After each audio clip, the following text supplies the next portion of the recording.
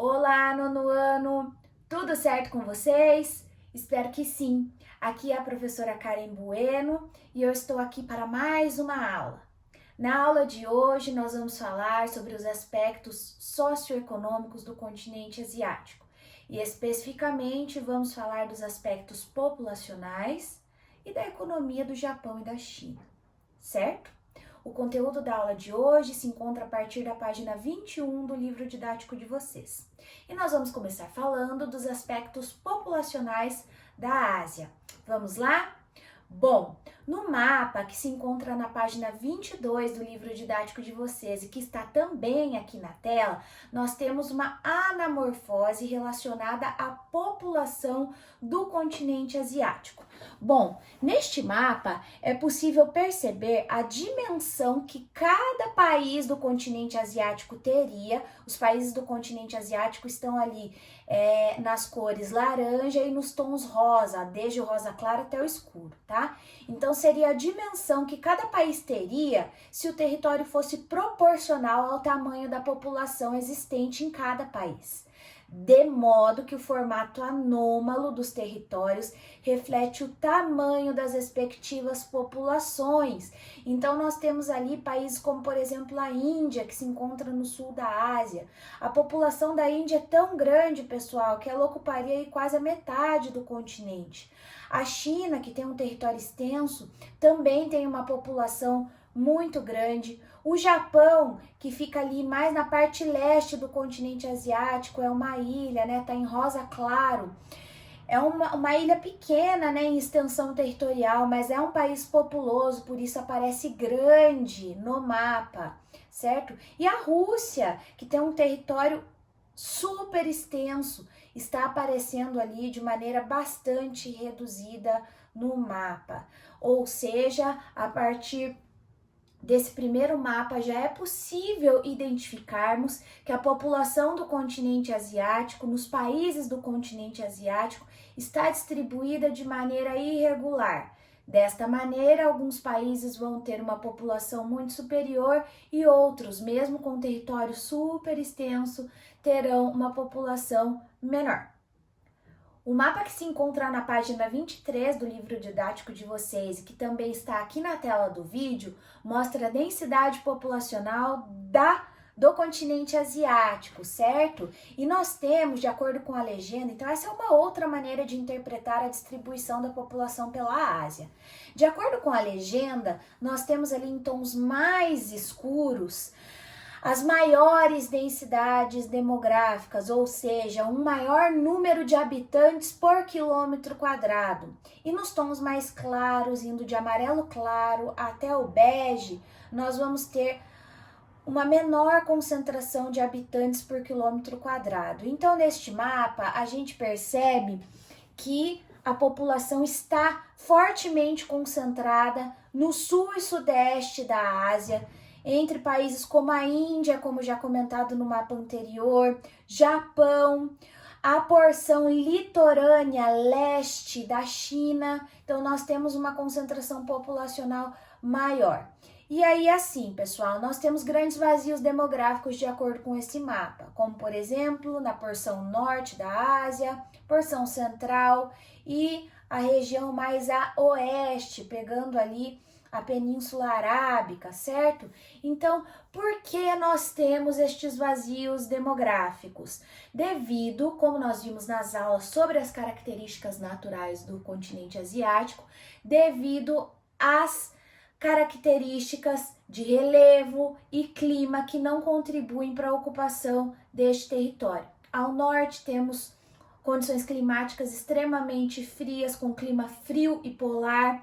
Na porção central vamos ter uma região de cordilheiras que também dificulta as aglomerações populacionais e muitos desertos espalhados por todo o continente que também dificultam o acúmulo populacional, ou seja, populações em grande quantidade vivendo nessas condições inóspitas. Então, por conta dos fatores naturais também, nós vamos ter uma dispersão da população menos concentrada em alguma porção, em algumas porções do continente asiático.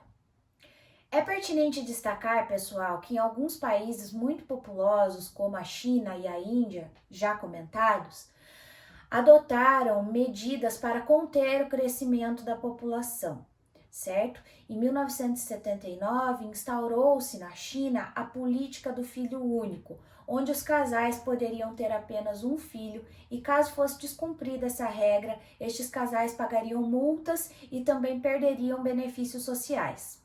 Como houve um certo controle da natalidade devido a essa política, nós tivemos em 2013 a liberação para que os casais pudessem ter até 2 filhos.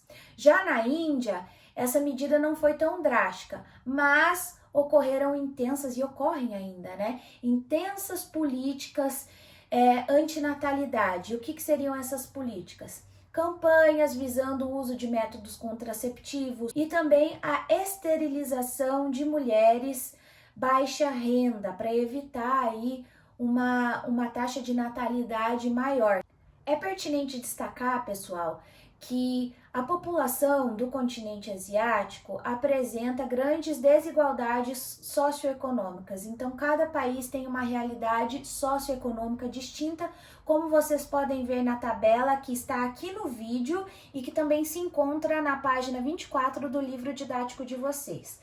Eu vou dar um destaque agora para 2 países. Primeiramente, o Japão. O Japão, que apresenta um IDH muito elevado, de 0,9, de acordo com dados de 2018, uma renda per capita, ou seja, uma renda por pessoa anual de 44.420 dólares, então é um PIB per capita bastante elevado, e uma expectativa de vida de 84 anos, que reflete as boas condições sanitárias, de saúde, de qualidade de vida neste país. Então, 84 anos em média, a expectativa de vida representa uma qualidade de vida muito positiva. Já Bangladesh, o penúltimo país ali da tabela, apresenta um IDH muito inferior, de 0,6. Um PIB per capita também muito inferior, de 4.560 dólares. Se comparado com o Japão, é uma diferença, né, pessoal, muito gritante. E uma expectativa de vida também menor, de 73 anos. Então, temos aí 11 anos de diferença. Uma taxa de analfabetismo de 27% da população, enquanto no Japão nós não temos praticamente nenhum por cento da população analfabeta. E características muito negativas também para o país Afeganistão, o último da tabela, com IDH de 0,4, muito baixo, uma renda per capita muito baixa, de 1.960 dólares anual, expectativa de vida também muito reduzida, 64 anos, e vejam só, pessoal, 68% da população analfabeta. Então, de acordo com essa tabela, nós podemos perceber essa grande diferença socioeconômica da população de diversos países que compõem o continente asiático. Nós vamos falar agora sobre a economia da Ásia. E é pertinente destacar que dentre as 12 maiores economias do mundo, de acordo com dados de 2018, 5 se localizam no continente asiático. E são elas: China, Japão, Índia, Rússia e Coreia do Sul. Neste sentido, pessoal, nós vamos começar falando de algumas importantes economias do continente asiático. E nós vamos começar falando do Japão. O Japão, que é um dos países mais industrializados e tecnológicos do mundo, e é a 4ª economia do planeta, certo? Uma pequena ilha, então, que tem esse destaque muito grande no setor tecnológico, automobilístico, enfim, é um país que apresenta uma capacidade de produção industrial muito grande e reflete em grandes importações e exportações para o mundo todo. Vamos lá, então, esse conteúdo que está na página 28 do livro didático de vocês mostra uma imagem que também está aqui na tela do vídeo, a região portuária no Japão. Lembrando que regiões portuárias são muito importantes para que haja o comércio internacional. Então, é importante destacar que o Japão apresenta esse complexo industrial muito diversificado e tecnológico, com destaque para as indústrias naval, robótica, informática, produtos químicos, petroquímicos e siderúrgicos. No entanto, o Japão demanda por recursos naturais, por matéria-prima, para abastecer a sua produção industrial, tendo em vista que o seu território é pequeno e não apresenta abundância de recursos minerais, energéticos e por aí vai. Então, o Japão depende muito da importação de matéria-prima de outros países, certo? Um outro fator que devemos destacar com relação ao Japão é a longevidade da população, ou seja, a grande qualidade de vida dessa população que atinge em média idades elevadas, como nós vimos na tabela, cerca de 84 anos, certo? Na imagem que está aqui no vídeo e que se encontra na página 28 do livro didático de vocês, nós temos japoneses idosos fazendo piquenique no parque, né? Então, é uma qualidade de vida muito positiva, mas que apresenta problemas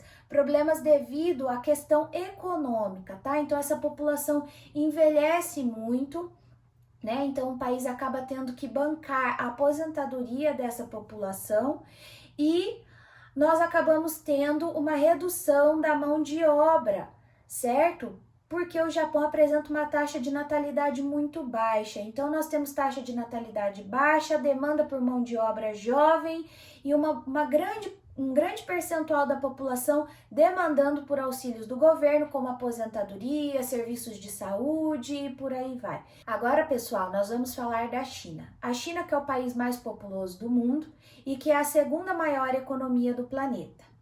Bom, é importante destacar que a China apresenta um sistema político e econômico peculiar. Nós temos esse sistema caracterizado como socialismo de mercado.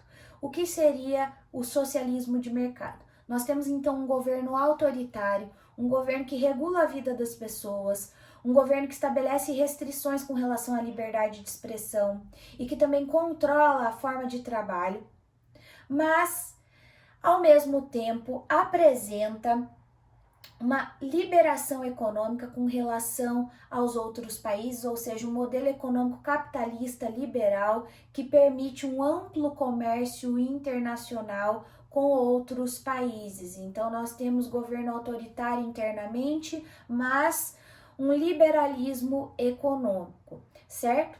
A grande concentração econômica no território chinês está na região mais ao leste, próximo da região litorânea, facilitando, né, esse comércio internacional devido à questão portuária, e nas grandes cidades que se concentram ali. Inclusive, nós temos nessa região mais ao leste as zonas econômicas especiais, onde foram incluídas reformas econômicas para conceder maior liberdade aos produtores, às empresas multinacionais que se instalaram nessas áreas mais ao leste, essas áreas costeiras urbanizadas, certo?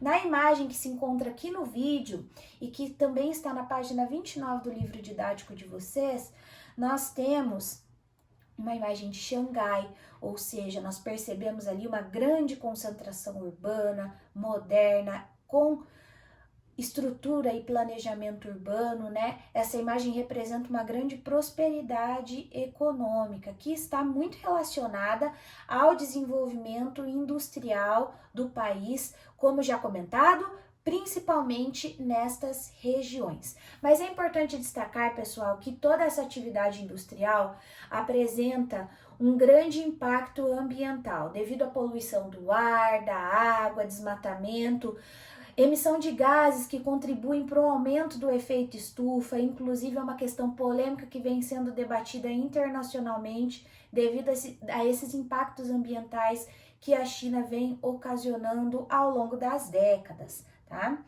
Ademais, pessoal, é importante destacar que a China apresenta uma grande concentração de recursos energéticos em seu território, então nós temos uma grande concentração de minerais, como bauxita, minério de ferro, urânio, cobre, níquel, recursos energéticos fósseis como gás natural, carvão e petróleo. Além disso, a China se destaca na produção de alimentos, principalmente em grãos como arroz. No setor pecuário, a China se destaca na produção, na criação de suínos, certo? Onde, inclusive, ela é o maior produtor mundial. E para finalizar a nossa aula, temos aqui uma imagem que se encontra na página 30 do livro didático de vocês, mas também está no vídeo, de um conjunto de edifícios no centro da cidade de Shenzhen, na China. Essa foto de 2018, que também mostra uma grande concentração de prédios, um planejamento urbano adequado, refletindo a prosperidade econômica devido à industrialização das regiões que são caracterizadas como zonas econômicas especiais. E para sintetizar um pouco dos conteúdos abrangidos na aula de hoje, eu vou propor que vocês realizem a atividade de número 2, que se encontra na página 35 do livro didático de vocês. Esse exercício fala sobre a distribuição da população e as características físicas do território japonês. E eu volto aqui para corrigir essa atividade. Bons estudos para vocês e até mais. Tchau, tchau!